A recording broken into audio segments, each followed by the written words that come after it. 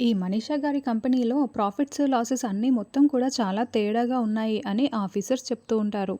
ఏంటి మనీషా అని మిత్ర నిలదీస్తూ ఉంటాడు. నేను ఎవ్రీ మంత్ చెక్ చేస్తూనే ఉన్నాను మిత్ర అని మనీషా అంటే, అంటే నీకు అన్నీ తెలిసే ఇలా లెక్కలు తప్పులు జరుగుతున్నాయా మనీషా? నువ్వు ఆడిటర్‌కి డబ్బులు ఇస్తున్నావా లేదా? అసలు చెక్ చేసుకుంటున్నావా లేదా? అసలు అన్నీ నీకు తెలిసే జరుగుతున్నాయన్నమాట అని లక్ష్మి అంటుంది. సార్ ఇలా అన్నీ తప్పులు తప్పులుగా ఉన్నాయి కాబట్టి ఇప్పుడు మనీషాని ఏం చేస్తారు అని లక్ష్మి అడగడంతో, ఈవిడ వెంటనే మాతో పాటే ఢిల్లీ రావాల్సి ఉంటుంది అని ఆఫీసర్స్ చెప్తారు. అదేంటి సార్ ఇప్పటికిప్పుడు మనీషాని ఢిల్లీ తీసుకువెళ్ళటం అంటే మనీషాకి ఇక్కడ చాలా పనులుంటాయి కదా!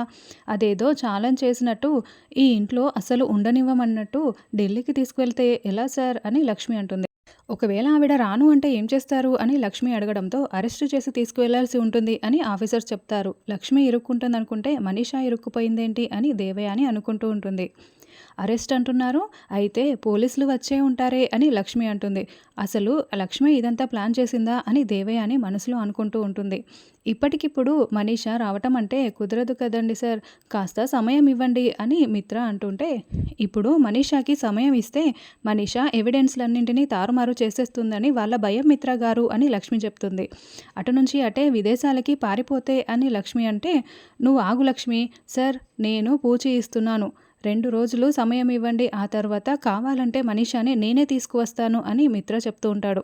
సరే సార్ మీ పూచీకత్తు మీద మనీషా గారికి మేము 2 డేస్ సమయం ఇస్తున్నాము అని ఆఫీసర్స్ చెప్తూ ఉంటారు.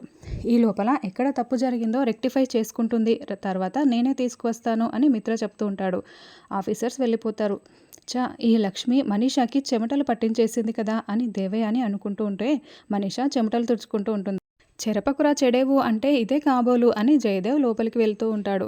చావు పోయి కన్ను లొట్టబోయినట్లు అయిపోయింది కదా మనీషా అని లక్ష్మి అంటే, ఇదిగో నిప్పుతో చెలగాటం ఆడితే ఇలాగే ఉంటుంది. నీకు ఇక ముప్పు తప్పదు అని రాజేశ్వరి మనీషాకి వార్నింగ్ ఇస్తుంది. ఒక మంచి ఆడిటర్‌ని పెట్టుకోవచ్చు కదా మనీషా అని లక్ష్మి లోపలికి వెళ్తూ ఉంటుంది. తర్వాత మనీషా గదిలోకి వచ్చి అక్కడున్న వస్తువులన్నింటినీ విసిరి కొడుతూ కోపంతో రగిలిపోతూ ఉంటుంది. వెంటనే దేవయాని అక్కడికి వచ్చి, ఏంటి లక్ష్మి మీద చూపించాల్సిన కోపం దీని మీద చూపిస్తే ఏం వస్తుంది? ఒక మంచి ఆడిటర్‌ని పెట్టుకోవచ్చు కదా! అయినా నీ దృష్టంతా కూడా మిత్రపై ఉంటే నువ్వు కంపెనీ మీద ఏం దృష్టి పెడతావులే. లక్ష్మి చూడు చెప్పినట్లే ఛాలెంజ్ చేసినట్లే నిన్ను ఇంట్లో నుంచి పంపించడానికి ఎలా ప్లాన్ చేసిందో అని దేవయాని లక్ష్మిని పొగుడుతూ ఉంటుంది. ఆంటీ లక్ష్మిని పొగిడితే నాకు నచ్చదని తెలుసు కదా అని మనీషా అరుస్తూ ఉంటుంది. ఇప్పుడు నువ్వు ఆలోచించాల్సింది సొల్యూషన్ గురించి అని దేవయాని అంటుంది. అవునాంటీ నేనిప్పుడు ఢిల్లీ వెళ్తానంటే మళ్ళీ తిరిగి ఎప్పుడు వస్తానో తెలియదు కాబట్టి అసలు వెళ్ళకూడదు అని మనీషా అంటూ ఉంటుంది. 2 రోజులు పడుతుందో నువ్వు తిరగటవటానికి 2 నెలల్లో అసలు రానే రావో. ఒక్కసారి నువ్వు ఇంట్లో నుంచి బయట పెట్టావంటే లక్ష్మి ఈ ఇంటిని నువ్వు పూర్తిగా మర్చిపోయేలా చేస్తుంది. నువ్వు ముందు దాని గురించి ఆలోచించు అని దేవయాని అంటే, అవునాంటీ నేను మిత్ర దగ్గర అందరి దగ్గర తలదించుకునేలా ఆ లక్ష్మి ఒక్క రోజులోనే ప్లాన్ చేసేసింది కాబట్టి మిత్రకి దొరికిపోయాను కాబట్టి ఏదో ఒక ప్లాన్ ఆలోచించి మిత్ర దగ్గర నుంచి బయటపడాలి. లేకపోతే లక్ష్మి చెప్పినట్లు నన్ను మిత్ర చేత బయటికి గెంటించేస్తుంది అని మనీషా టెన్షన్ పడుతూ ఉంటుంది. తర్వాత జాను ఏం కూర చేద్దామా? ఏం వంట చేద్దామా? అని ఆలోచిస్తూ ఈరోజు మామిడికాయ పప్పు చేద్దాం అని మామిడికాయని చేతిలో పట్టుకుంటుంది. అప్పుడే జాను జాను అంటూ వివేక్ కిచెన్లోకి రావడంతో జాను మామిడికాయని దాచిపెట్టేసుకుంటుంది. ఏంటి జాను దాచిపెట్టుకున్నావు? చూపించు చూపించు అని వివేక్ వెంటపడుతూ ఉంటాడు. జాను పరుగులు పెడుతూ చూపించకుండా అటు ఆట పట్టిస్తూ ఉంటుంది. అప్పుడే దేవయాని ఫోన్ మాట్లాడుకుంటూ రావడంతో జాను ఒక్కసారిగా దేవయానికి డాష్ ఇచ్చేస్తుంది. ఏయ్ కళ్ళు నెత్తిన పెట్టుకున్నావా? చూసుకోనక్కర్లేదా అని దేవయాని జానుని తిడుతూ ఉంటే, మామ్ జాను చూపించకపోతే నేనే వెంటపడ్డాను అంత మాత్రానికే ఇలా అరవాలా అని వివేక్ అంటూ ఉంటాడు. ఏయ్ దేవం నువ్వు ఊరుకోవే ఎందుకలా అరుస్తున్నావు? ఏంటి జాను మంచి మామిడికాయ కింద పడింది కొత్త జంట పచ్చి మామిడికాయ అంటే వివేక్ నువ్వు నీ పంట పండినట్లే దేవం నువ్వు నానమ్మవి కాబోతున్నావు. ఏంటి నీకు కడుపు నొప్పిగా ఉందా? ఏమైనా కళ్ళు తిరుగుతున్నాయా? వామిటింగ్స్ అవుతున్నాయా? అని రాజేశ్వరి జానుని అడుగుతూ ఉంటుంది. అయ్యో నేనేదో వివేక్‌ని ఆట పట్టిద్దాం అనుకుంటే ఈ విషయం సీరియస్‌గా అయ్యేలా ఉందే అని జాను మనసులో అనుకుంటూ ఉంటుంది. ఏం లేదు పెద్దమ్మ అని జాను అనడంతో ఏమీ లేకపోవడం ఏంటే పుల్ల మామిడికాయ తింటున్నావు కదా అని రాజేశ్వరి అంటుంది. లేదు పెద్దమ్మ నేను ఆయన్ని ఆట పట్టిద్దామని ఇలా చేశాను అంతేనని జాను చెప్తుంది. ఇంకా పెళ్ళైనా కూడా ఆటలాడుకుంటున్నారా ఆటలు అని రాజేశ్వరి అంటుంది. అయినా కూడా పెళ్ళై ఇన్ని రోజులైంది కదా ఎప్పుడు మీకు పిల్లలు పుట్టేది అని దేవయాని అంటూ ఉంటుంది. ఏంటే పిల్లా జల్లా అని అంత తేలిగ్గా తీసి మాట్లాడుతున్నావు? అయినా పిల్లలు పుట్టాలంటే అది దేవుడు మనకు వరం ఇవ్వాలి అని రాజేశ్వరి అంటుంది. లేదు, పెళ్ళై 6 నెలలైనా కూడా దీనికి కడుపు రాలేదంటే ఖచ్చితంగా దీంట్లో ఏదో లోపం ఉండే ఉంటుంది. నాకు పెళ్ళైన 3 నెలలకే కడుపు వచ్చింది. దీనికి ఈ జానుకి ఇంకా రాలేదు అంటే ఖచ్చితంగా లోపమే ఉండి ఉంటుంది అని దేవయాని అంటూ ఉంటుంది. ఏయ్, అలా మాట్లాడకు అని రాజేశ్వరి అంటే, ఈ జాను మీకులాగే పిల్లా జల్లా లేకుండా మిగిలిపోయేలా ఉంది అని దేవయాని వెళ్ళడంతో రాజేశ్వరి, జాను చాలా బాధపడుతూ ఉంటారు. పైనుంచి చూస్తున్న మనీష, ఇదేదో నా ప్రాబ్లంకి సొల్యూషన్లా కనిపిస్తోందే, బాగా ఉపయోగపడేలా ఉంది అని అనుకుంటూ సంతోషపడుతూ ఉంటుంది. జాను, మా అమ్మ మాటల్ని పట్టించుకోకు అని వివేక్ అంటే, పెళ్ళికి ముందు తిడుతూ పెళ్ళైన తర్వాత తిడుతూ ఉంటే పడి ఉండటానికి నేనెవరండి, ఎందుకు పడాలి అని జాను అంటూ ఉంటుంది. అది కాదు జాను, మా అమ్మ అడిగింది కూడా కరెక్టే కదా, మనకు పెళ్ళై ఇన్ని రోజులైంది ఇంకా పిల్లలు పుట్టలేదు అని వివేక్ అంటే, అయితే ఇందులో నా తప్పేముంది, నేనేం చేయమంటారు అని జాను అరుస్తూ ఉంటుంది. అది కాదు జాను, ఒకసారి హాస్పిటల్కి వెళ్ళి చెక్ చేయించుకుందాం, మన మంచి కోసమే కదా అని వివేక్ అంటాడు. దాంతో జాను కోపంగా వెళ్తూ ఉంటుంది. రాజేశ్వరి సోఫాలో కూర్చొని ఏడుస్తూ ఉంటే, సారీ అత్తయ్య, మా అమ్మ అలా మాట్లాడి ఉండకూడదు, మా అమ్మ మాటల్ని పట్టించుకోకు అని వివేక్ బ్రతిలాడుతూ ఉంటాడు.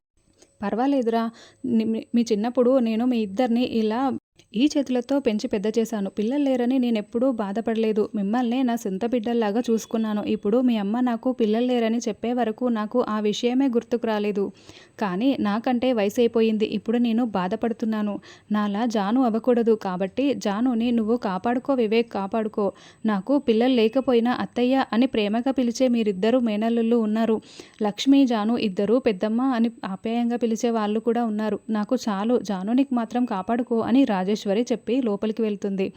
అత్తయ్యని నేను ఓదారుద్దామనుకుంటే అత్తయ్య నన్నే ఓదారుస్తుందేంటి, జాను సంగతి చూడాలి అని వివేక్ అనుకుంటూ ఉంటాడు. జాను కనుక టెస్ట్ చేయించుకోవడానికి హాస్పిటల్కి వెళ్ళకపోని అప్పుడు చెప్తాను అని దేవయాని కోపంతో రగిలిపోతూ ఉంటే, ఆంటీ ఆంటీ అంటూ మనీష దేవయానిని బాల్కనీలోకి లాక్కు వెళ్తూ, నా ప్రాబ్లంకి సొల్యూషన్ దొరికిపోయింది, జాను ప్రెగ్నెన్సీయే నా ప్రాబ్లంకి సొల్యూషన్ అని చెప్పడంతో, ఏంటి జాను ప్రెగ్నెన్సీకి నీ ప్రాబ్లంకి సొల్యూషన్ సంబంధం ఏంటి, నువ్వు మతి ఉండే మాట్లాడుతున్నావా అని అంటే, లేదా ఆంటీ, రీయూనియన్ రోజున నేను మిత్ర కలిశామని చెప్పాం కదా, ఇప్పుడు మిత్ర అదే నిజం అనుకుంటున్నాడు. లక్ష్మి గుర్తుకు వచ్చి నా మెడలో తాళి కట్టలేదు, రీయూనియన్ గురించి తప్పు జరగలేదని మిత్ర నమ్మి తాళి కట్టలేదో నాకు సరిగ్గా తెలియదు, కానీ ఇప్పుడు నేను నెల తప్పానని చెప్పి నేను మిత్ర చేత తాళి కట్టించుకుంటాను, ఢిల్లీకి వెళ్లకుండా ఆగిపోతాను అని మనీష చెప్తుంది.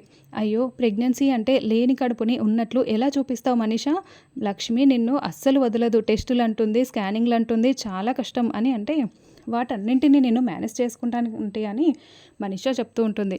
కానీ మిత్ర దగ్గర దొరికిపోయావంటే అస్సలు మిత్ర నిన్ను జీవితంలో ముఖం కూడా చూడడు, దీని బదులు ఢిల్లీ వెళ్ళటమే మేలు అని దేవయాని అంటే, లేదంటే చూస్తూ ఉండండి, మిత్ర చేత తాళి కట్టించుకుంటాను, నెల తప్పాను అని చెప్పి అని మనీష అంటుంది. తర్వాత లక్ష్మి రూమ్లో గది సర్దుతూ ఉంటే అప్పుడే మిత్ర అక్కడికి వచ్చి, మనీషాని రేపు ఢిల్లీ రమ్మని చెప్పారు కదా, మనీషాని ఒక్కదాన్నే పంపించడం ఎందుకు, నేను కూడా మనీషాతో పాటే వెళ్తాను అని మిత్ర అంటే, అవసరం లేదండి, కావాలంటే వివేక్ని పంపిద్దాము, మనీష కాస్మెటిక్ ఫ్యాక్టరీ రన్ చేస్తుందంటే తనకు తెలియని విషయం అంటూ ఏదీ ఉండదు, మీరు అనుకుంటున్నట్టు మనీష ఏమీ అమాయకురాలు కాదు, ఫ్యాక్టరీ రన్ చేస్తుంది కదా అని లక్ష్మి అంటే, అది కాదు లక్ష్మి, వివేక్కి మనీషాకి ఎలాంటి ప్రాబ్లమ్స్ అన్నీ కూడా కొత్త కదా అని మిత్ర అంటే, ఏం అవసరం లేదండి అని లక్ష్మి అంటుంది. అప్పుడే మనీష అక్కడికి వచ్చి, నువ్వు చెప్పింది కరెక్టే లక్ష్మి, నేను ఫ్యాక్టరీ రన్ చేస్తున్నానంటే నాకు అన్నీ తెలుసు కదా, ఏంటి జస్ట్ ఢిల్లీ వెళ్ళి రావటమే కదా, మహా అయితే అక్కడ 2 రోజులు ఇన్వెస్టిగేషన్ అంటారు, అది వారం రోజులు కావచ్చు, మహా అయితే జైలుకు పంపిస్తారేమో, నేను జైలుకు వెళ్ళటానికి కూడా సిద్ధమే, అయినా నేను తప్పు చేస్తే కదా భయపడటానికి, కాబట్టి నేను ఒక్కదాన్నే వెళ్తాను అని మనీష చెప్తూ ఉంటుంది. లక్ష్మీ మిత్ర ఇద్దరు షాకింగ్గా చూస్తూ ఉంటారు.